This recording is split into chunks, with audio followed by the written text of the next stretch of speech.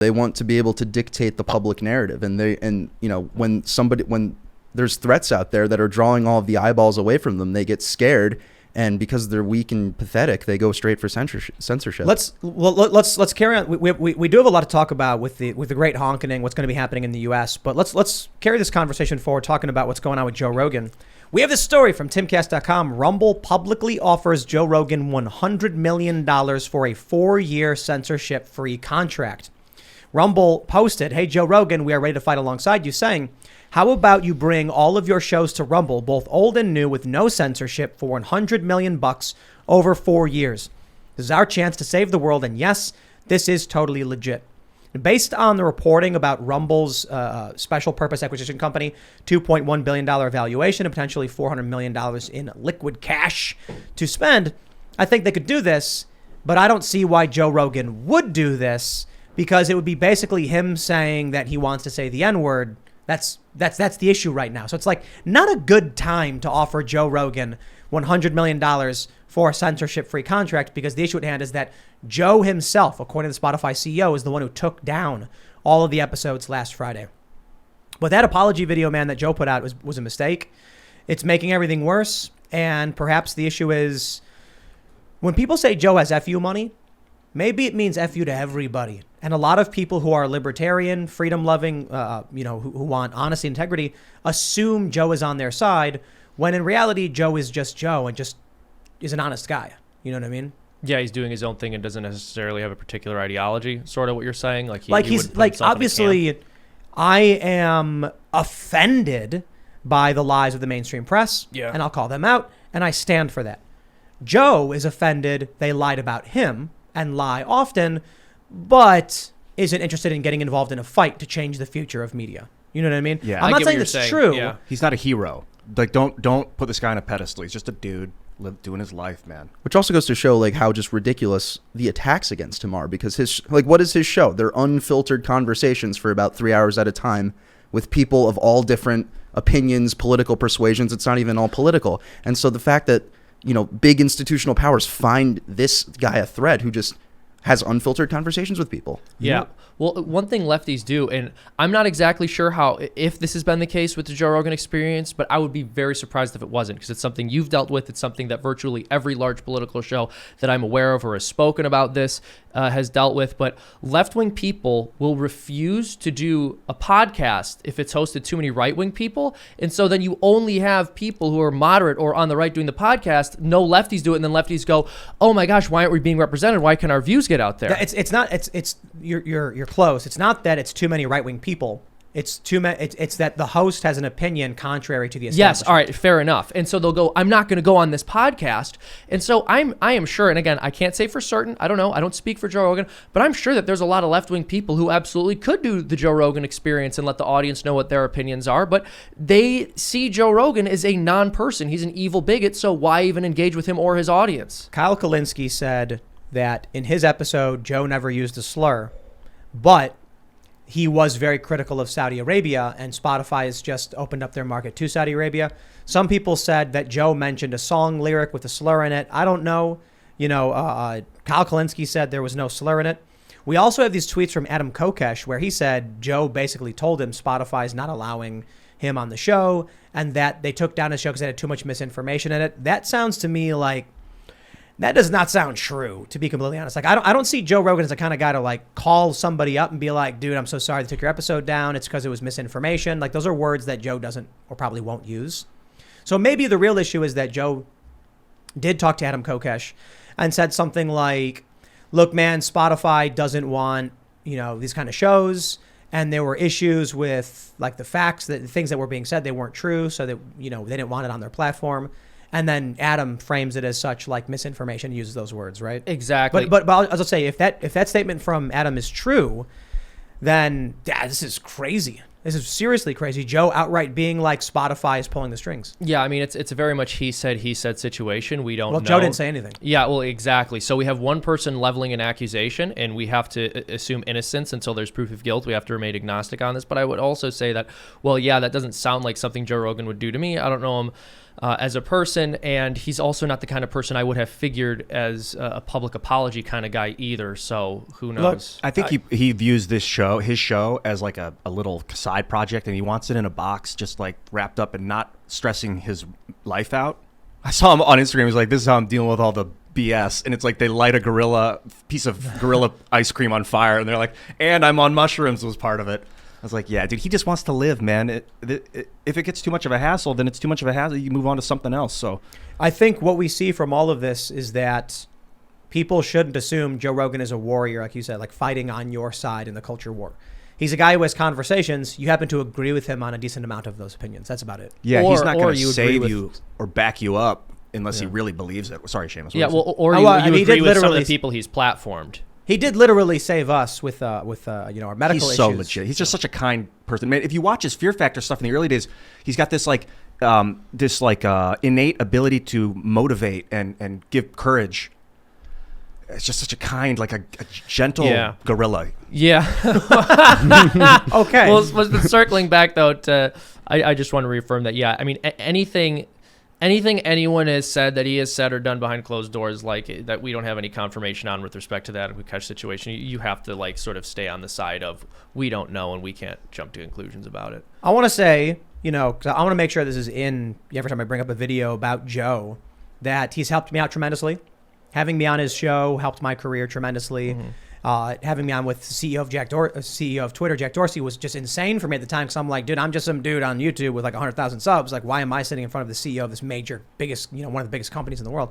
And so Joe had me on, and he said that he thought I was a smart guy, and I held my own. He appreciated it. He helped us out with our medical issues. So I think he's genuinely just like a really good dude. And I don't think he ever expected to be in this position. I think he even said that. He just wanted to hang out and talk with his friends, and all of a sudden he had this big show, and it's crazy, and he just wants to chill. But I will say, I think this is it's all downhill from here. Well, the Rumble thing I like that Chris did this, Chris Pavlovsky, because this is a big it's a big statement. It's legitimate. He will pay Joe $100 million if he does it, but it's also tells Spotify, if you mess with Joe too much, there's an exit ramp for this dude. So don't mess with this guy, because the world loves him. I think it's all downhill from here in terms of what happens with the Joe Rogan Experience. As Joe stated, right? When he made this video compilation of him saying the N-words, really old. It was resurfaced by a super PAC group or something like that. His position, is my understanding, first of all, he's never used the slur. He said the slur. It's a big difference.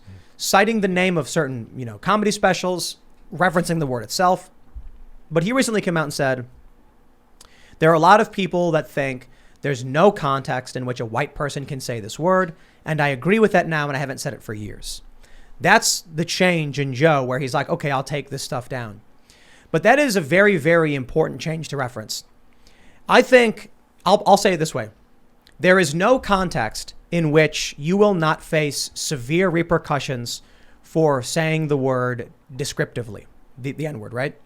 And it becomes very difficult then when you want to reference the names of documentaries, because there's different forms of what we would call the N-word. And this is already a very difficult conversation to have, because it's hard for me to actually tell you what the words are, because if we say it, YouTube will take the show down outright. This is why I think we're having a very serious problem in our public discourse. There is no reason why a smart, honest individual can't describe a word. In fact, there are words that sound like the N-word you can't say either. A guy got canceled. He was on like Fox News, and he used a word I can't say that meant shrewd, and they attacked him for it. It is absolutely insane that you have an executive at Netflix was telling people, here's a list of offensive words that should not be aired on our programs. And he got fired for telling people the word not to say. This is psychotic. When Joe says, after a few years, I realized, yes, you're right. We should not be able to describe this word. I completely disagree, but it shows you the cultural defeat, because that literally makes no sense, none whatsoever. While I will absolutely acknowledge, we of course will never reference. There's, I think, 5 or 6 words we're talking about in a members only podcast that start with the letter N but are not the same word, that you can't say for a variety of reasons. One of them, I'm willing to actually say it's Nazi. By saying that, YouTube has already probably struck the channel. We're probably downranked, demonetized, all of that stuff. Because YouTube doesn't think that content is appropriate for advertisers, so you get hurt by it. There's other words that are referenced in documentaries that are not the typical N-word, but still are considered offensive by today's standards. I can't describe that word to you or explain to you what it is. It makes it impossible to explain to people what's going on at all. For Joe to come out and be like, I agree, there's no context. I'm like, that's hardcore bending the knee to an extreme degree. Here's what I would say. There are certain contexts where you need to describe what words people shouldn't be using in derogatory context. We're not allowed to say those words because the machine by which we have this show on will ban us outright. Could you imagine if a But kid... in the members only segment, we've had this conversation before, and we still refrain from using certain words, but we still get smeared for it anyway, trying to explain to people we simply want them to understand context. You're not allowed. I think that's a fair way to put it. Joe actually just sided with the left's perspective that you shouldn't be allowed to describe words. Yeah, I was thinking, like, what if your kid comes to you and is like, Daddy, why is this word so bad? And asks and says the word, and you're like, I can't talk about it. Like, could you imagine not being able to communicate with your child and explain why things are the way they are? I'm not living that life. Well, one thing I found really funny about this story is after they canceled Joe Rogan or tried to cancel him over this, video resurfaced, to use that lovely euphemism. By the way, that means they dug it up. Somebody went looking for it and found it. But footage also resurfaced of Joe Biden saying the N-word. And we're being told that we have to look at that contextually, but not when Joe Rogan used it. Well, here's the thing. None of them actually care. Like, Yes. I'm pretty sure most rational people don't live under this perspective that anyone who's ever said that word, no matter the context, should be canceled, deplatformed, etc. They want to deplatform Joe Rogan, and they're going to do anything to do it. They're going to dig up anything. They'll go through any great length to cancel his show because it's a threat to the institutional power of the establishment, of the regime. Many people pointed out sexism is next. They're going to pull up the things he said about women. Then you're going to have homophobia. Then you're going to have transphobia. These videos all exist already. The video of Joe and the Planet of the Apes story has been around for years. It's a very, very old video. Joe apologizing, in my opinion, is him basically giving up. Like he doesn't. That's what I'm saying. He doesn't want to fight. I'm not saying he has to fight. I'm not saying I'm mad at him for not wanting to fight. I'm saying, like he said, man, he's just wanted to hang out with his friends and talk about stuff, and now here he's in this position. I shouldn't. Maybe giving up is inappropriate because it implies he wanted this fight in the first place. I think Joe stood up for himself on many occasions, like when he challenged Sanjay Gupta on CNN. This is clearly a fight he's not willing to stand up for himself on. I think he's deflected it. He's a jiu-jitsu master. That's one way to call it. Black belt. Taekwondo, right? He's also a black belt in jiu-jitsu. Got it from Eddie. Yeah, from Eddie wow. Bravo. I saw a video of it. It's on YouTube. Of him giving him the belt. It's real emotional. But he's also a mental jiu-jitsu artist. He knows how to maneuver energy so that it doesn't get in his way. I appreciate that about Joe. But do you feel that's really what he's done in this situation? It's kind of like in him. It's what he is, kind of. He's very, very, very, not passive, but able to pass through things. I literally don't understand his thinking on this one at all. Yeah. These people who don't watch his show, they don't like him. They're never going to like him. Apologizing will do nothing. And by apologizing, what's happened now is all of these videos are popping up of people being like, whoa, Joe Rogan admitted it. He admitted to everything. He's admitted. Exactly. He's gone into great detail about it. And he said he thought it was entertaining. Like, dude, the people who like you don't know, don't care. They've seen your show already. They've watched your show from the beginning. They get it. The people who don't like you, they're never going to like you. You guys so also, what is the point? I want to point this out. There is something inherently absurd with the idea of apologizing to a group of people who are literally saying that context doesn't matter, because that means the context of your apology doesn't matter. All they see is you bending the knee, and then they want more. This is some. Oh, were you going to say something? No, you can go first. Well, working at Minds, I worked with Minds for a long time, co-founded the company with Bill Ottman, the CEO, and he kept telling me, it was like 2013, 14, 15, 16, he was like, context matters. And I was like, yeah, I know, Bill, but like, and he's like, like talking about how to administrate the website. Context matters. A robot cannot take a piece of text out of it. Makes no sense. It can, but it makes no sense ethically or constructively, morally to do that. So context. But how do you teach a a computer system about context. Well, here's the thing. Like, social media is not, context doesn't exist on Twitter or on the internet or anything like this. Like, the goal of people on these platforms is just to beat you until you submit to them. And so, like, if you're anybody who gets caught in one of these situations, like, you can't bend the knee, like, because they won't care. They're never gonna stop. Like, Glenn Youngkin, the governor of Virginia, did something like this over the weekend where he apologized for a tweet where his campaign account made fun of this high school kid who tweeted a viral lie about him. But, like, obviously they didn't. They were like, oh, this isn't a real apology. Like, you can't bend the knee to these people at all, because all they want is your career to be destroyed. Yes. And so you have to stand up to them. And even if it is an authentic apology, even if they accept that it's an authentic apology, this is not a group of people that believes in forgiveness or redemption. You are always the person who did that, and they will always smear you with it. And I do believe this is a great conversation. We talked about this before the show. Using a slur at someone and talking about a word are different. Mm-hmm. Different environments, different meanings. And so that sort of seems to have been lost. Any word. In the flow of text. Yeah. So I truly believe that talking about words that have been used as racist slurs in the past is very important for our species to evolve and move past it and make it part of us. And then, like, old words that used to be really offensive, they're not offensive anymore, a lot of those words. Yeah. And that's just the nature of human communication. Yeah, no, exactly. I mean, so if a child uses a swear word, they drop the F-bomb, and then dad gets home from work and mom goes, Johnny said, what the F? And she drops the word. There's a world of difference between that and her husband coming home from work and she looks at him and she says F you. Like, she's saying the F word in both contexts or in both situations, but the context is extremely different. In one situation, she is actually using it to hurt someone. And in the other situation, she's using it to either illustrate a point or to describe what someone else has said. So necessary. And I want to bring that back to social media somehow, to culture, to common culture.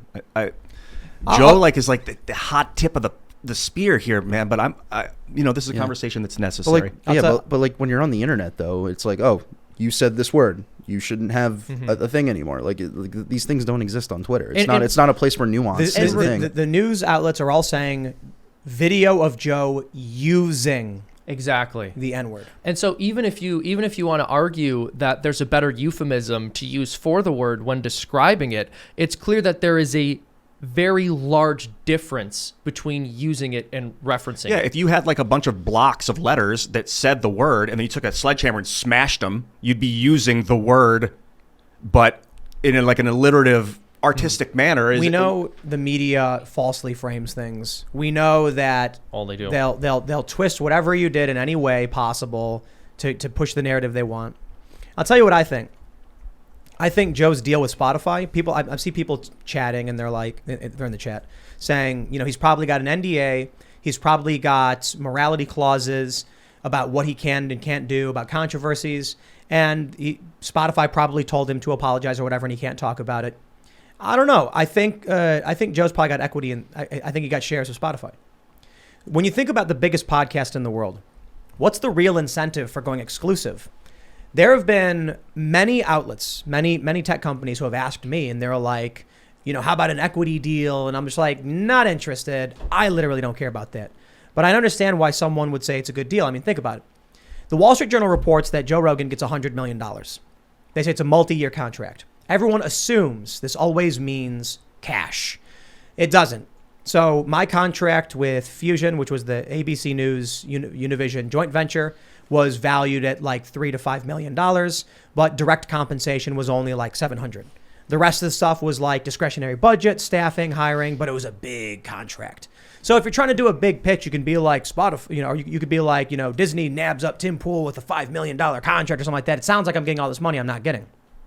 In my opinion, I don't know exactly what the specifics of Joe's deal with Spotify was, but I'd imagine they probably came to him and said, X amount of cash, X amount of shares, and maybe like a bonus or something like that. I would imagine. And a boat for Jamie. Like, so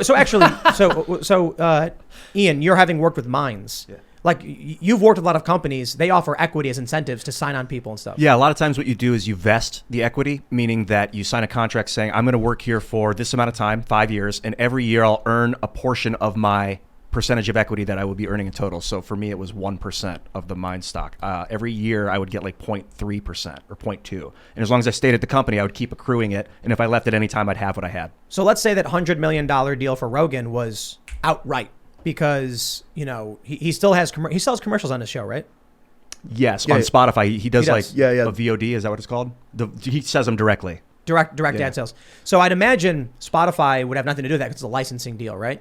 So let's say the Spotify went to him and said, it's a multi-year contract and we'll give you $100 million in equity right now.